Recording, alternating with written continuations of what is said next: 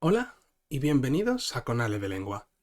Hoy vamos a hablar del capítulo 3 del libro El discurso confuso de Janicki, titulado Las palabras no son aquello a lo que se refieren. El mapa no es el territorio. Bien, antes de comenzar quiero hacer una pequeña aclaración porque sé que hay una corriente o hay personas que utilizan esta distinción, este ejemplo que pone Janicki en este capítulo para hacer un símil con lo que se va a ver en este capítulo de mapa y territorio con una especie de desprestigio, una especie de justificación para renegar de sentimientos nacionalistas que se relacionen con el lenguaje y con un sentimiento de pertenencia de una lengua eh, a un pueblo o a un país o algo así, ¿de acuerdo? Y bien, esta, esta argumentación que acabo de decir, que utilizan algunas personas, no tiene nada que ver, o sea, lo aclaro desde ya, no tiene nada que ver con lo que decía Janicki típicamente, o sea, con lo que decía Janicki en este libro, y bueno, pues es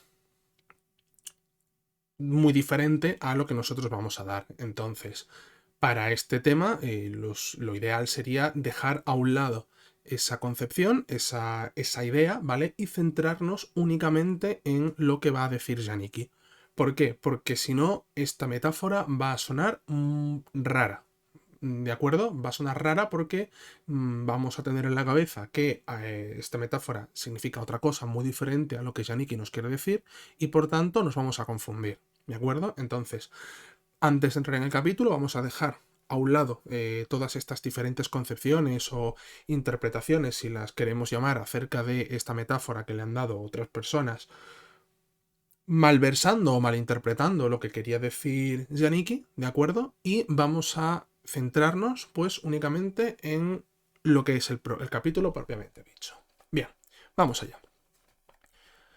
Este capítulo, ¿de acuerdo? Se va a centrar en una metáfora que la desarrolló Korzybski, ya este hombre es amigo nuestro, y lo que quiere decir, de acuerdo, es que la relación entre una palabra y el concepto que representa se puede comparar con la relación entre un mapa y el territorio que representa.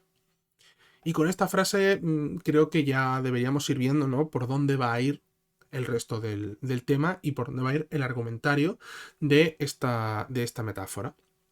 Bien, por contextualizar, debemos decir que a menudo las personas confundimos los símbolos con las cosas a las que se refieren. Es decir, como decía Jesús Toussaint, en el capítulo anterior ya vemos esa frase, ¿no? La palabra piedra no es de piedra. Lo único que hace es que nombra a una piedra. Del mismo modo que una imagen o un dibujo de una manzana no es una manzana. Porque no te la puedes comer, porque no tiene las características de una manzana. Es una representación de una manzana. Entendiendo eso, pues, una palabra no es el concepto en el que representa, ¿verdad? Es la palabra. Vale. Para ilustrar esto, Korzybski lo que hace es sacar a colación, a colación la metáfora entre un mapa y el territorio que representa. Ese mapa no es el territorio. Ese mapa no tiene montañas, ese mapa no tiene ríos, los representa, los dibuja, te los muestra, pero no es ni las montañas, ni es los ríos, ni es las ciudades, ni es nada de eso, simplemente es una representación de ese territorio que pretende ilustrar. Como estamos viendo, efectivamente, tanto ese mapa con respecto al territorio como el símbolo, la palabra, con respecto al concepto, son resultado de una abstracción. El concepto de abstracción ya nos es bastante familiar, sabemos que el lenguaje es una abstracción por definición, así que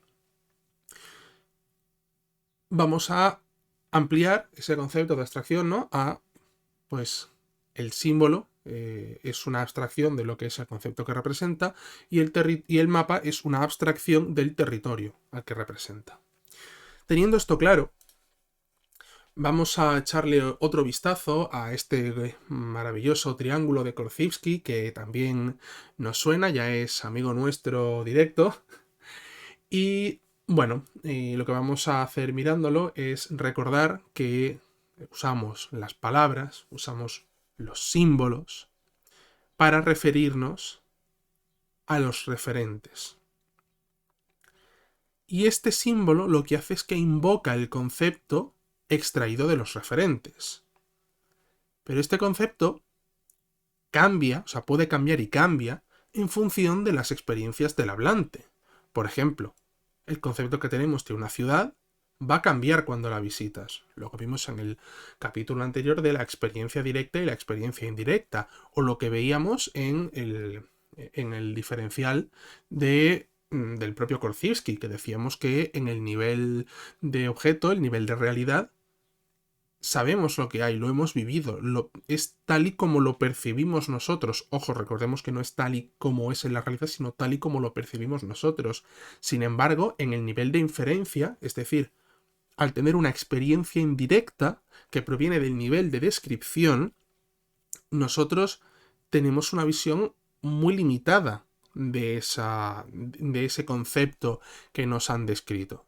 Por tanto, con la ciudad de Shanghái, si he visitado la ciudad y por tanto he tenido una experiencia directa, voy a tener muchísima más información como el olor, el sonido, la gente, el clima, la comida, como sabe, que si he tenido una experiencia indirecta y alguien que ha visitado Shanghái me lo ha contado o he visto Shanghái en una película de Jackie Chan y ya está.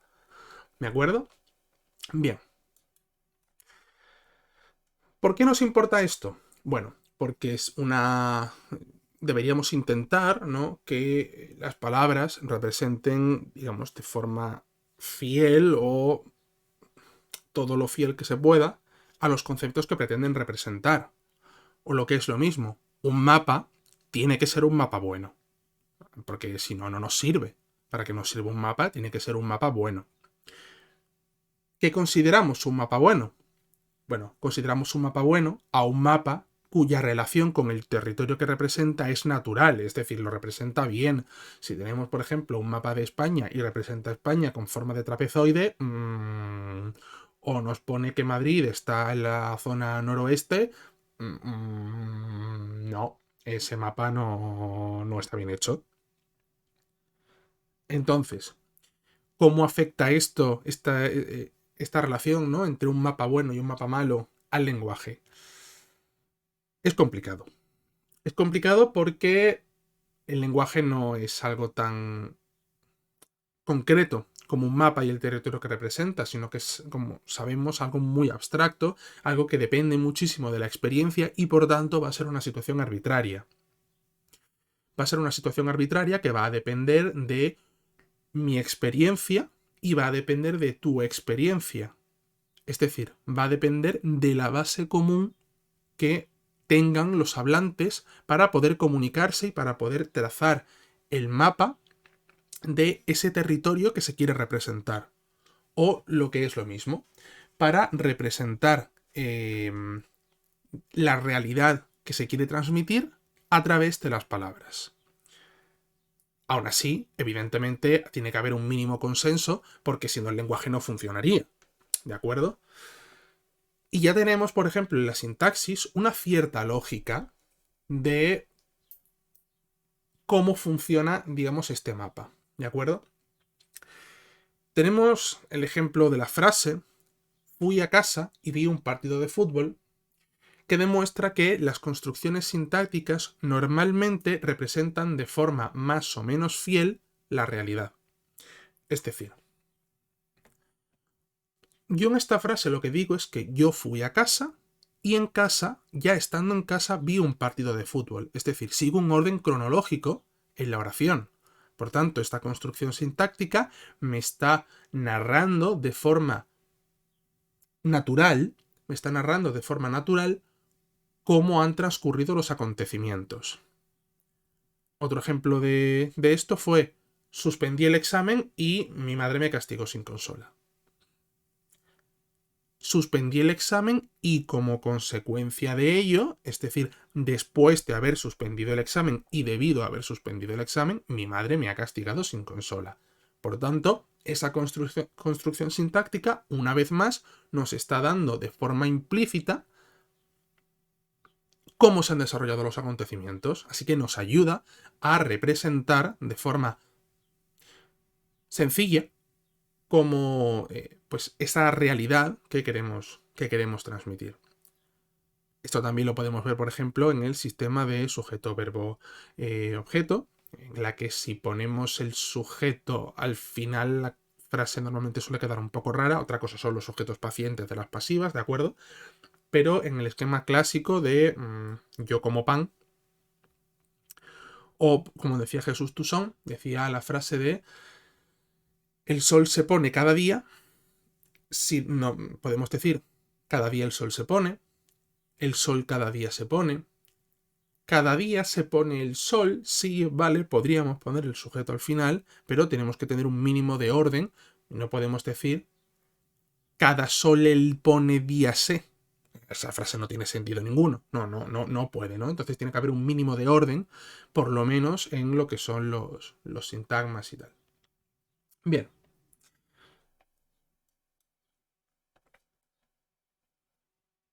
Volviendo al asunto de que el lenguaje es algo que depende de la base común, como estábamos diciendo antes, esta base común está realizada o digamos que debe tener un mínimo de parecido para que la comunicación sea posible, por tanto es fruto de un acuerdo social tácito, recordamos, en la mayor parte de los casos, entre los hablantes de una lengua.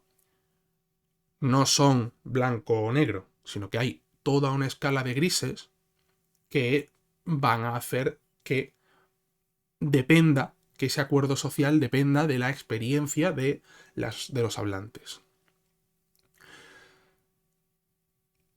Claro, aquí se nos presentan ciertos conceptos, ciertos símbolos que van a ser más difíciles.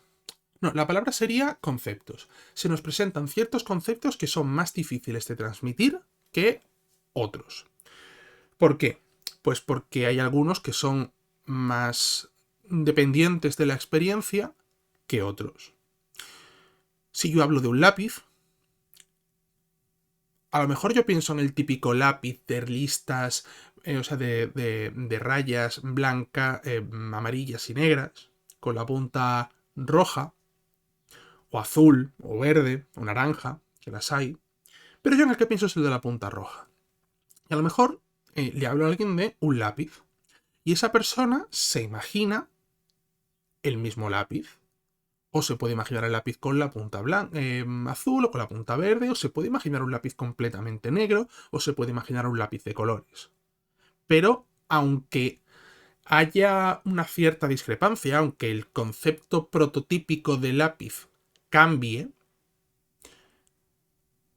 se sigue entendiendo lo que es un lápiz, se sigue entendiendo el propósito de un lápiz y se sigue entendiendo a lo que me estoy refiriendo.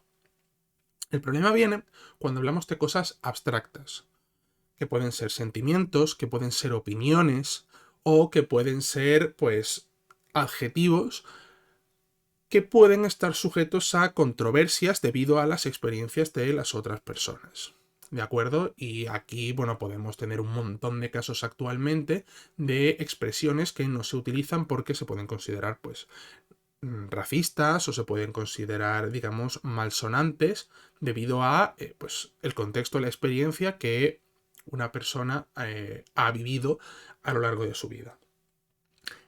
Y no tiene por qué ser algo malsonante. Por ejemplo, en Málaga es muy, muy, muy, muy típico decir que la expresión perita es que algo está bien, que algo está guay.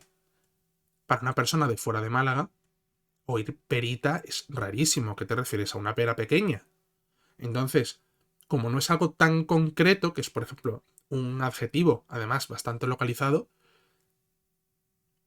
la base común de una persona de fuera de Málaga que oiga la palabra perita no va a coincidir con la de una persona de Málaga que lo haya dicho con el sentido de que algo está bien. Entonces, la comunicación ahí va a fallar en un principio, por tanto va a necesitar ser matizada.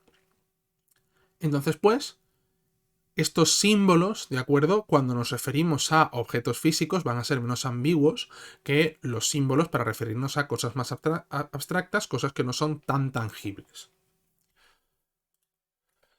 Bien, ¿qué significa, pues, mentir desde este punto de vista del lenguaje? Porque sí, evidentemente, yo puedo decir algo que difiera de tu base común y por tanto no se corresponda con tu experiencia. ¿Significa eso que estoy mintiendo? No necesariamente. Siguiendo con esta teoría, mentir sería violar estos acuerdos de forma deliberada. Estos acuerdos sociales, recordamos, de forma deliberada. Es decir, utilizar palabras que no significan lo que deberían en la base social, en la base común de ambos, de forma deliberada para crear un mensaje falso. Esto se puede hacer de muchas maneras, directamente diciendo algo que no es, ¿de acuerdo? Pero podemos hacerlo, por ejemplo, manipulando el lenguaje, ¿no? Aquí tengo un ejemplo, un par de ejemplos que decía, uno de ellos lo decía mi profesor de historia del curso pasado, que él llamaba a el régimen franquista, a la dictadura franquista, la llamaba República de Franco. Que bueno, no, spoiler, no es una república ni de puñetera coña, es decir, el significado de república para casi nadie va a significar lo que era el régimen franquista de Franco, ¿de acuerdo? Entonces, sabiendo eso, sabiendo que una república no es un régimen totalitarista y llamas a el régimen totalitarista de Franco república, estás mintiendo con el lenguaje, estás manipulando el lenguaje. Lo mismo cuando nos referimos a una democracia parlamentaria. Actualmente lo que hay en España se llama democracia parlamentaria porque se elige al representante a un partido político que es el que va a tomar las decisiones del pueblo durante el tiempo que dure su candidatura. ¿Qué pasa con esto? Que técnicamente no es una democracia. Porque las democracias, por definición, tal y como se entendían en la antigua Grecia, era el pueblo el que tomaba las decisiones mediante el voto. Actualmente, el pueblo no toma ninguna decisión. El pueblo lo único que hace es que elige a ese representante de forma, pues, a través del voto, ¿de acuerdo? Pero lo único que vota es a su representante. No vota ni por las leyes, ni vota por las medidas, ni vota por los sectores, ni vota por los delegados de cada, ¿cómo se llama esto? Ministerio, por ejemplo, ¿no? Ahí quien lo coloca es el partido político en cuestión. Además, tampoco elige, por ejemplo, que dos partidos se puedan aliar, bla, bla, bla, bla. Por tanto, hay ciertas cosas típicas, hay ciertos casos, características típicas de una democracia que no se mantienen en el sistema electoral que hay ahora y por tanto llamarlo democracia parlamentaria podríamos considerar que se trata de mentir o de manipular el lenguaje.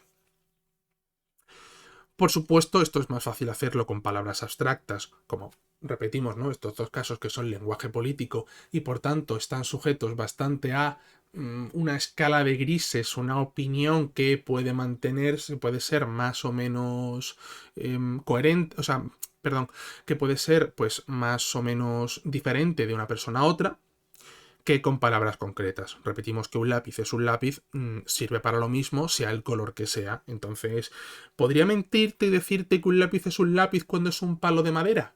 Sí, puedo, pero tengo mucho menos margen para hacerlo. Y claro, teniendo en cuenta todo lo que hemos dicho a lo largo de este tema, es bastante difícil demostrar que estamos mintiendo deliberadamente. Porque como hemos visto que los referentes varían entre individuos, varían en función de la experiencia de estos individuos y varían a través de la base común, difieren en función de la base común de los participantes en una conversación o en este acuerdo social, es difícil demostrar que me estás diciendo algo tratando de mentirme a propósito. Bien. De aquí extraemos una idea que es es un mal necesario. Y es que el lenguaje es una herramienta inadecuada para manejar la realidad. ¿Por qué? Porque no es perfecto, tiene muchísimas fallas, como las hemos visto, y vamos a ver más todavía. Por ejemplo, las cosas cambiantes, decíamos, ¿no? En nivel de realidad hay cosas que no percibimos. Entonces el lenguaje no puede hablar directamente de estas cosas cambiantes. Podemos representarlas o podemos tratar de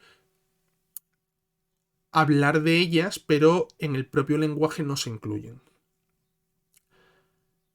Estas palabras también sugieren elementos pues, no verbales, son discretos, no continuos.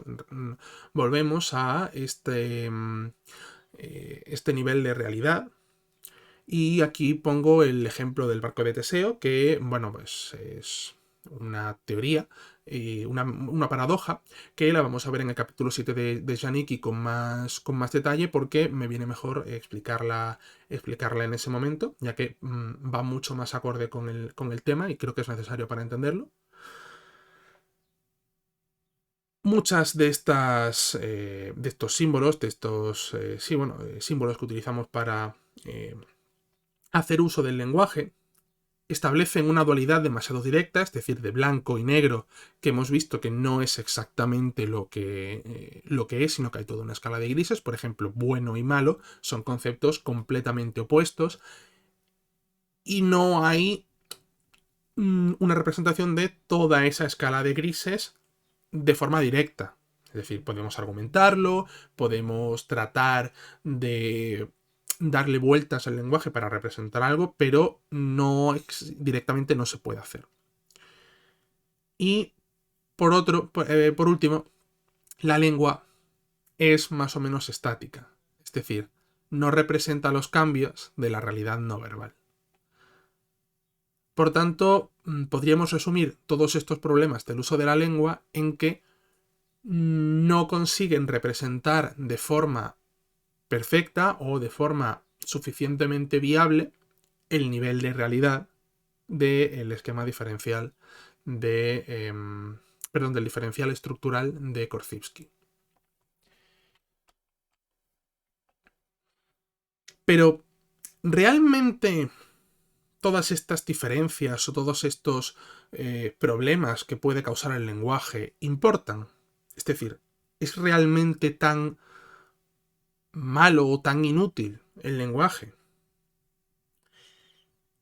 Hombre, a veces sí y a veces no. Sí, pero. ¿Por qué? Bueno, porque hay veces que no importan cuando realmente lo que son los cambios no son determinantes o cuando la propia palabra incluye de forma implícita ciertos cambios. Por ejemplo, si hablamos de una fiesta, la fiesta no se representa cómo va a desgastarse el lugar a través del tiempo, no representa pues muchos de los ejemplos, ¿no? Por ejemplo, las cosas cambiantes no las representa la palabra fiesta. Ciertos de esos elementos no verbales como el olor o como el calor que haya no lo representa. Y bueno, pues no representan estos cambios, ¿no? de la realidad no verbal, como que la gente llega, la gente se vaya, hay tantas personas, tal. Pero tampoco tenemos que concretar tanto, no nos importa. Y sabemos, por ejemplo, una fiesta tampoco va a representar que haya un despropósito, que se puedan caer vasos, que tal. Pero la palabra fiesta, lo que conlleva la palabra fiesta es que asumimos que puede haber un cierto caos. Puede que no lo haya, pero lo más seguro es que sí. Pero a veces importan estas diferencias. Se importan porque al establecer generalizaciones, no siempre representamos fielmente esta realidad, y eso puede causar problemas. Por ejemplo, cuando en un informativo hablan del pueblo americano, de España o de los inmigrantes, están realizando una generalización que no representa a todo el mundo. Cuando habla, por ejemplo, el pueblo americano ha votado a favor de las armas, es parte del pueblo americano. Una parte que probablemente sea una mayoría, porque entendemos que se ha votado, ¿vale? Pero no son todos. Cuando hablamos de España para referirnos como a los españoles o a sus habitantes, no nos estamos refiriendo a todos. Y cuando hablamos de los inmigrantes, por ejemplo, los inmigrantes traen enfermedades. No nos referimos a todos, no podemos referirnos a todos. Entonces son generalizaciones que en ciertos contextos pueden ser bastante negativas para lo que es la concepción de estos grupos, o pueden ser pueden ser negativas, pueden afectar negativamente a el grupo, a ciertos individuos del grupo al que se refieren. Y ya está, con esto hemos terminado con el capítulo de El mapa no es el territorio. Y ya está, espero que como siempre pues se haya entendido, espero que se haya disfrutado, que haya quedado claro y nada. Nos vemos en el próximo capítulo, que va a ser el número 7 de Janiki. ¡Chao!